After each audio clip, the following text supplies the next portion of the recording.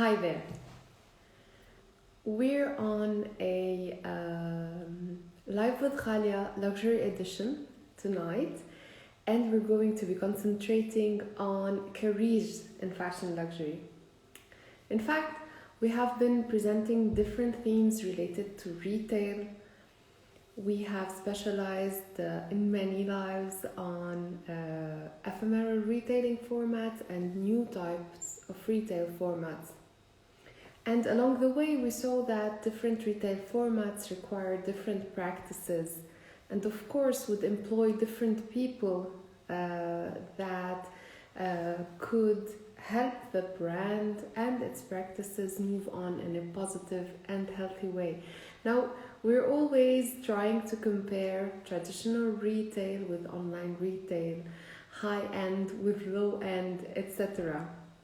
It's important to look at these types of differences and to see how people are important parts of a brand's strategic and marketing mix, and how they could make the difference in any level and in any format.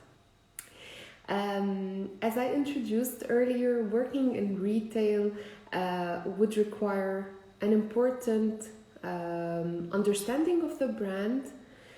It might be an emotional decision to work in luxury because we might feel that we engage with the brand or we share brand qualities, etc. Moreover, more people would think that it's prestigious to work in luxury versus other retail formats at different levels, etc. So this live session wouldn't be looking at drawing decisive conclusions.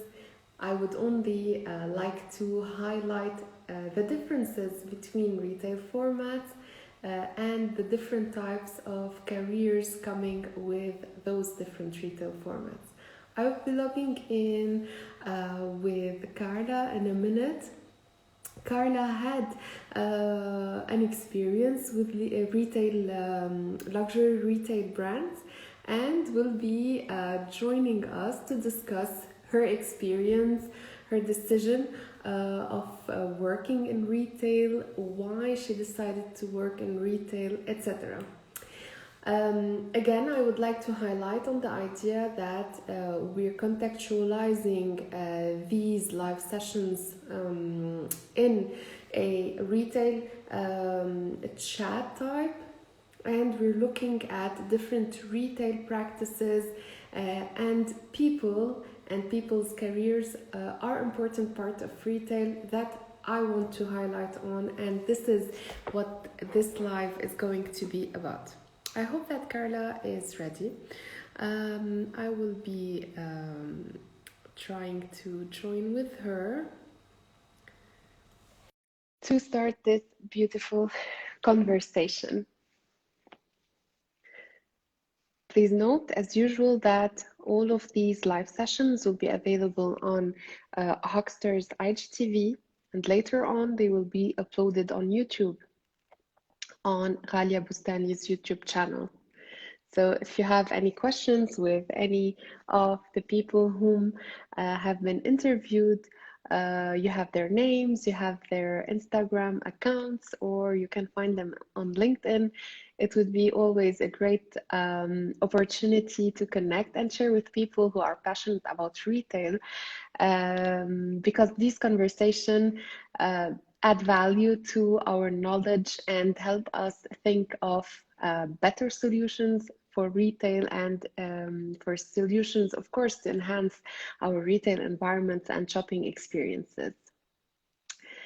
I will try to join in with Carla another time because I believe that she had a little technical issue. So I'll try to connect in once again.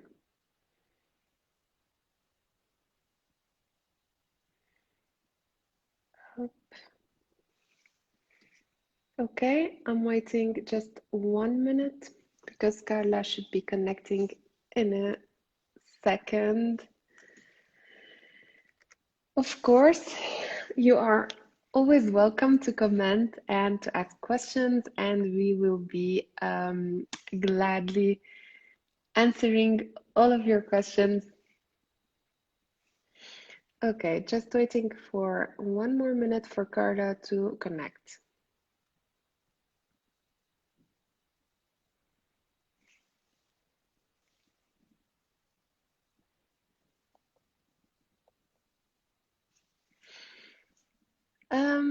Carla, okay, I'll just, Carla, I see that you've waved at me, and I hope that there is no technical disruption from your end. If you do, try to disconnect and I will invite you in again. But it's important that you connect from your mobile phone, of course, and not from your computer, right? We're connecting. Yay! Hi, Carla. Take your time. Yes, I do. How are you? Perfect. Carla, would you be able to either come closer to the telephone or work on the volume and to enhance it? Not very much. We can't hear you very well. Earphones better like that? Yes, perfect. Okay. Great. Technical problems always. It's okay. I mean, technology has its advantages and inconveniences, and we try to do our Sure. best with that.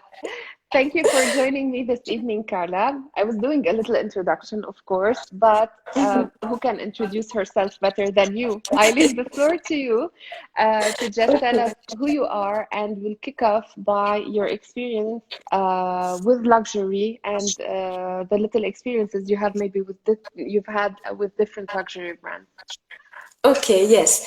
So at first, I started actually in the events sector in Lebanon. I was a team leader for hosts and hostesses, and I had the privilege to work in luxury events with the luxury brands for their boutique openings and fashion shows. And I have worked as well with VIP clients in their weddings, for their fancy dinner parties. So like this was definitely my first introduction to the luxury world, and I got to see how much it is challenging and how much effort is put into everything. Everything should be really organized, super neat, and we always tailor to the client's needs, and everything revolves around him. He is at the essence of everything that we do. So I had this introduction and I was really mesmerized at first, and then I was able to prove myself as a productive person there. And then I have decided to move to retail. I have chosen to do something different just to develop my set of skills. So I have worked at a couture house in Lebanon. And then my journey took me to Paris, where I had 3 amazing opportunities at the French luxury houses. So it was definitely a challenging environment where you need to be really productive. It motivates you to do the best, but it was really meaningful and I have learned a lot. So it was a perfect way for me to really jumpstart my career. Perfect. I mean, a great Yes, introduction. In a way, we see that thank you. working in luxury can be like a dream, like for some people. However, you've highlighted the aspect and the importance of the customer or the client who's very needy. I mean, this type of client can be sometimes someone who could look into a lot of detail and we feel that he's suffocating us Yes. because they're looking at the absolute little details. Mhm. I mean, this comes with the package of working in luxury. So how could Yes. how could we describe a customer who's consuming luxury? Okay, so a customer that consumes luxury is not always really aware of what the brand is like or what are the values of the brand. He basically just likes the product. So this is why he is super picky about these things. He searches for details. He always wants to be original and creative. And so it is our opportunity and our job as brand ambassadors to talk more about the brand value and to give importance to the product that the customer is wearing. It is someone that does not concentrate on the price. On the contrary, more the price gets higher, more he will be excited to purchase. Right. So we cannot talk about prices nor discounts. And it's these clients really like to be pampered. They like everything to be super personalized, tailored to their needs. They really like to be heard, and we should be available for them 24/7. They even can message us if they want something to be changed super quickly. So we need to be available to them, to be really nice, always put a smile on our faces. And it depends on the cultural background of the person. If you have someone coming from a European country, let's say, a rich client coming from a European country will be treated a little bit differently than someone, let's say, that's coming from the Middle East, let's say, or something like that, because you have different cultures, different backgrounds. So you need to be aware of these things as a brand ambassador in order to know how to treat the client and know what he wants. So we're talking about an important level of sensibility and emotional intelligence. I mean, these seem like key characteristics of a person who wants to work in luxury, right? Yes, he should be definitely in touch with different cultures. As a person working there, we should be aware of everything that is happening around in the world about different cultures. Let's say a Chinese customer will expect something different than someone else. So these are super important. This emotional intelligence is essential because it will actually help us to form these tight bonds with the clients.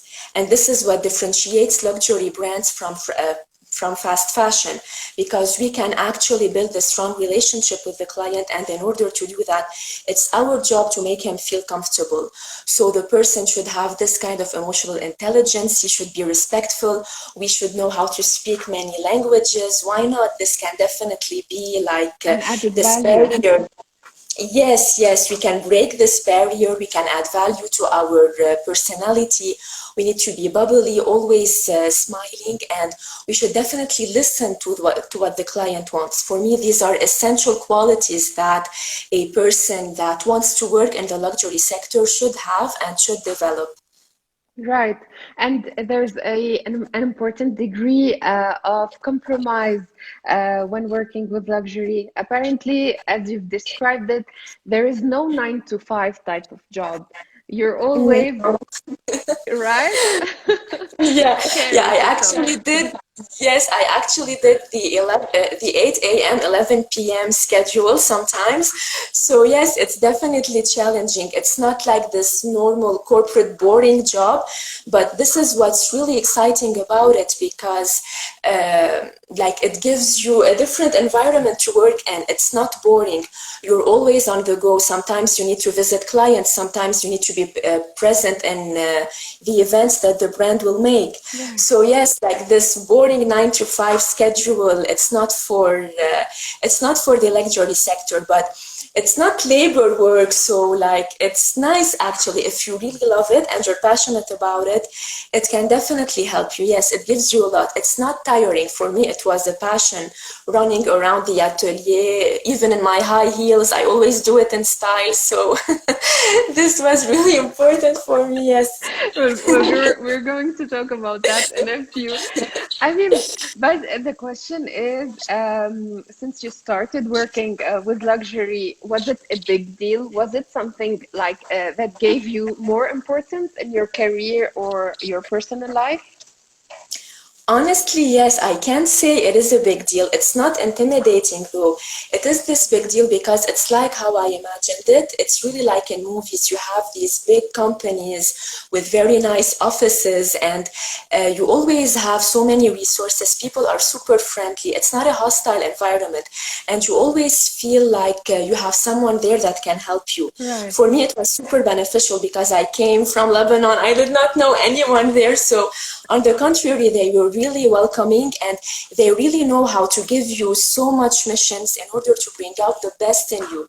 So this, I really enjoyed this. And yes, like I said, nice offices, you get to see the dresses, you get to see the designers, Yeah. you get to see how the product is made from A to Z. So I feel yes, like yeah. you've relived Devil Wears Prada like many times. Exactly, yes, yes, yes, but I did not have a Miranda Priestly with me, so like that was good, that was good.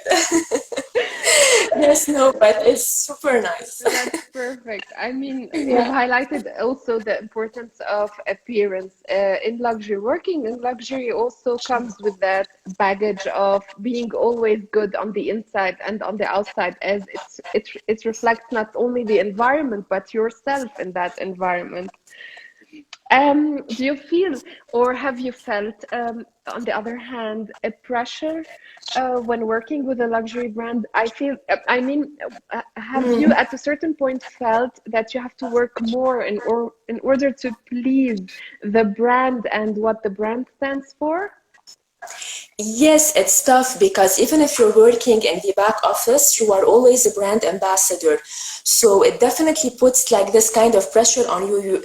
You always need to be aware with the brand's values, what is happening with the brand, and you should definitely represent the brand in everything that you do. For example, I have worked at Saint Laurent. The environment there is a little bit like easygoing, if we can say this. And then I moved to Cartier, and it's a whole different environment. So Mm, like you need to be aware of the environment that you are working in order to like just talk like the brand, act like the brand. Actually, I don't know if this makes sense, but of course. like you represent the brand in everything that you do, in every single email, in every single phone call, like they see the brand in you. It's this kind of pressure that actually motivates you, and you cannot do mistakes. Like just tiny mistakes there, it's not really a good thing, if we can say, to make mistakes. They're even tiny ones. So Right. of course, like you need to always repair what you have done, but you need to be extra careful Mhm. because everything needs to be perfect. So this is like this downside of it actually, but you can see it in a positive way, that it always motivates you to be extra Careful. careful, yes, to all the tiny I details. mean, you cannot let go apparently in this type of environment, as you are always looked at and you are always judged, and your actions are counting in a way or another. Um, Yeah. we said that this pressure motivates you to do better or drives you to work better. However, to start working with a luxury brand or at a luxury brand's office or at the retail side, do you have to have like a baggage? Do you have to have something different so that the brand engages with you or not? At first, it's the degree actually, it's what you specializes in. This can definitely help you to work in the luxury sector Right. because at universities you will learn a lot about how to treat the clients, you will learn about the fashion history, you will learn these details that they can definitely help you. So recruiters will actually give an importance to this because they will ask you lots of questions about the brands, your knowledge about fashion and luxury. Mm, So this is important. And as a baggage, for example, when it comes to your personality, you need to be someone who you need to prove to the recruiters that you can work under pressure, that you can actually juggle many different missions, mm, and that you are super organized because it's an environment where everything works fast. when you're done with one collection, then you're going to have another one coming. So you need to be able to follow the space actually. So these are kind of like the baggages I can say that can help you, that you can highlight during your presentation to yourself, to recruiters. And well, I gotta say, you have got to be honestly like just classy a little bit. Yes, they focus on this. Yeah. So like, just not to be vulgar, you need to know how to use your words, you need to develop your speaking skills actually, because well, it's an environment that focuses on this, and yes, it brings out the best in you. I have now better speaking skills hopefully because of this, so yes, it definitely pushes you. Yes. That's perfect. But looking now at a retail environment, let's start first of all with this culture richness, because you had this opportunity to work in two different culture retail environments, one in Lebanon and one in Paris. How can you describe both, and what are the differences between one and the other? Unfortunately, in Lebanon, it's not that much organized. Like, I guess it happens with all the companies there, unfortunately. It's not that, the difference I would say is that in the French environment, you have more departments to work with. When it comes to retail, for example, I have had to work with the marketing department, with people in communication. I have had to work with people in sales, with people present in the boutique. So you are in touch with more people, with more departments, you have more resources. While in Lebanon, actually, like you do not have that many departments. So like you have one person that does maybe a lot more than what she is supposed to do. So for me, that was the difference. So like maybe the supply chain, everything related to this in France is a little bit better. It's more organized. Lebanon, it's chaotic, so unfortunately. Yeah. However, do you think as well in Lebanon you had gained a little bit from this chaos? I mean, at a certain point, does it help you mature even better, because now you could have compared these two types of markets? Yes, it gives you thick skin actually, because it's more challenging. You have more things to do, so you actually develop more skills, and the missions are more, let's just say, different. Yes, because it's not that much organized. It pushes you actually like to be more independent, because you cannot always rely on other people. So for me, it definitely helped me. I became more independent. Well, when I had a problem, it helped me like just it was me that was supposed to solve it, so like there was no one else. So yes, it has its negative sides, but on the other hand, you become more aware of everything that is happening around you, and I was able to bring this into my work experience here in Paris. So I was better under stress, I was a better organized person. So I was able to take what was negative there and just transform it into my positive sets of skills. Perfect. I'm curious to know, and I don't know if we can have an answer to that, but do you think that the term luxury or the world of luxury has the same definition between the Middle Eastern market and the European market? No, it's different actually. In Lebanon, we have brands that we think are luxury brands, but it's not. So we do not define luxury the same as it is here in France. So and like you cannot really blame the people there. Maybe it's because like just how we were raised, the cultural background with the prices. In Lebanon, we have a tendency when it's a little bit expensive, we say, oh, it's luxury, while it's not actually like that. So this is why it's different a bit. And yes, it's basically in the culture. Here when I came, everyone in my class, for example, at university, had the knowledge of what luxury was. And for me, I thought that fashion brands were luxury brands. So yes, I had to learn a lot. I saw that it was a little bit different. I did not have at first the knowledge that other people had here, unfortunately. So I had to learn a lot. I had to do my extra work just to be able to assess these things. Yeah, that's perfect. I mean, that's an important insight. And as you were talking about it, the idea crossed my mind, and I said it must be a cultural difference. Yes. And Yeah. um, so today, if we could sum up these things, do you think that working in a luxury brand had added some kind of value to you on a personal level and on your career level? It has definitely added value on a personal level. I became more up to challenges, and I became more creative because, like, you are working in an environment where it actually gives you so many opportunities.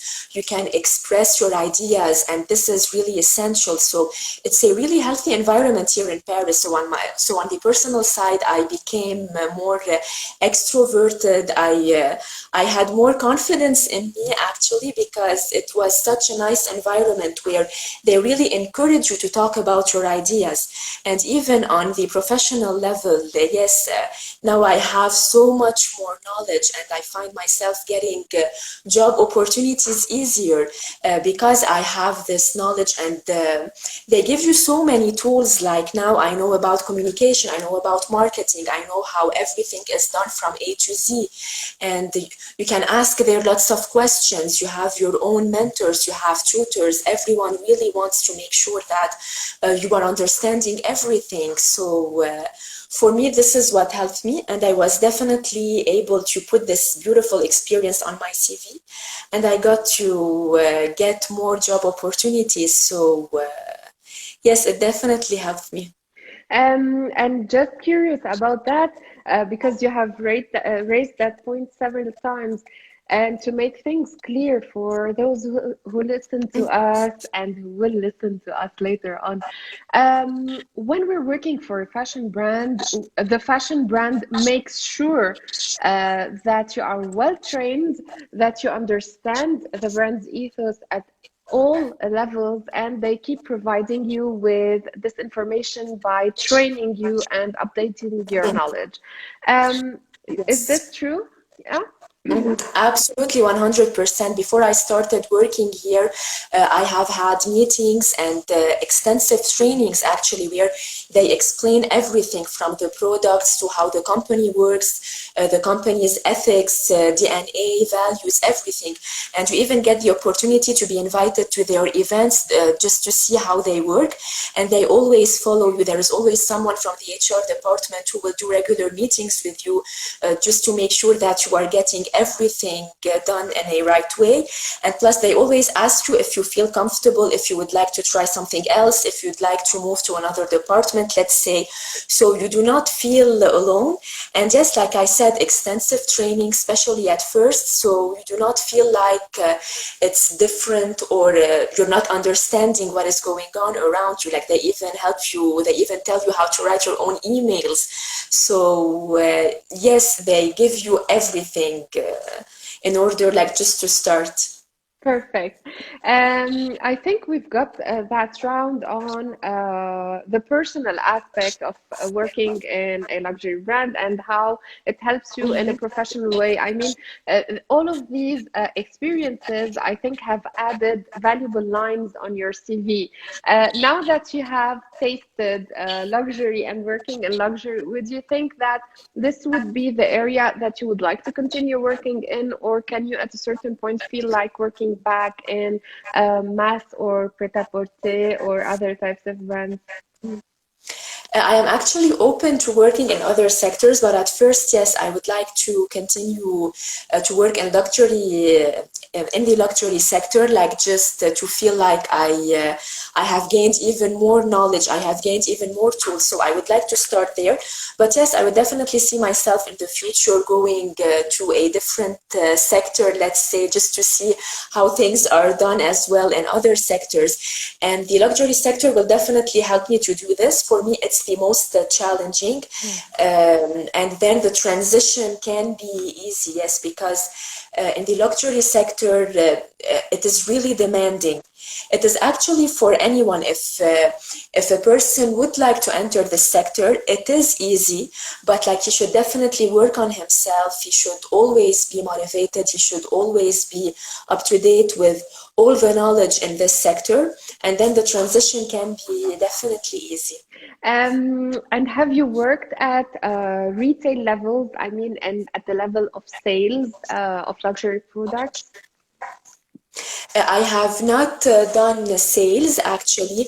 At the couture house in Lebanon. I just like demanded a training where I saw how the boutique manager is doing this, but I have personally not done this directly. It's not something that I see myself doing on the long run.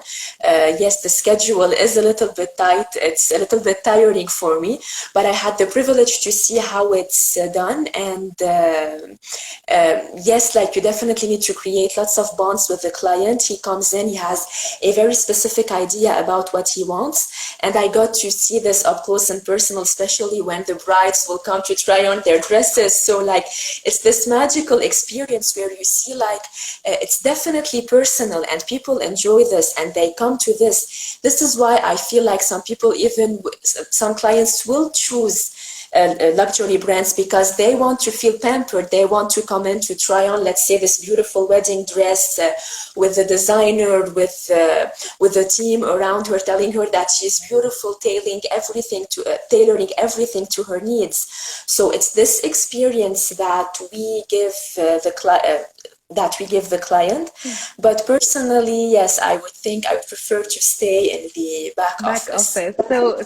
So you would acknowledge that there are like hard skills and soft skills in the luxury world, and you'd rather stay on the part where you think you are in less contact with the customer. Yes. For me, like just it's better now at this point. I have worked with lots of clients directly when I was a team leader, so I know how much they can be really picky. So yes, I prefer now like just to stay away a little bit. Perfect. Carla, thank you so much for these beautiful experiences. Do you think that there is anything else that you would like to add and that we didn't highlight in this conversation? No, I just like to specify a thing that anyone can work in this environment. Maybe like we talked about these challenges, but if someone is really motivated to do this, it is up to anyone. Like just you need really to get the right training, the right degree at the universities, and then you have so many opportunities and it opens so much doors for you. So it's definitely accessible to everyone if they put their mind to it and they work on expanding their skills and they work on their personality.